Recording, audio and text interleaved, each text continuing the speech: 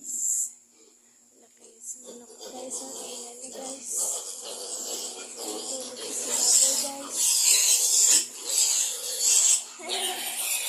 Kahit kaaya sila sa baboy guys.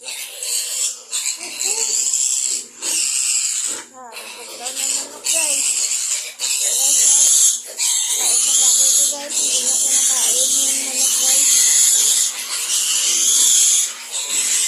Ayan guys. So,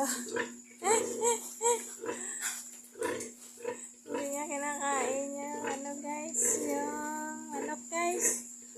Yung manok guys. Natutulog sa katawan ng aking baboy guys.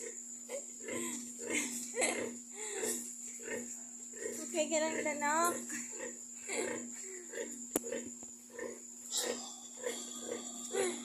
Ayan guys, so tingnan nyo guys. Tayo-tayo pa siya sa baboy guys. Tawa ng baboy.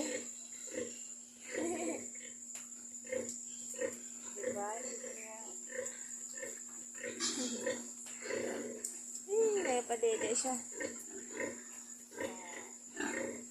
Diba? Bilib kayo sa manok ko guys na.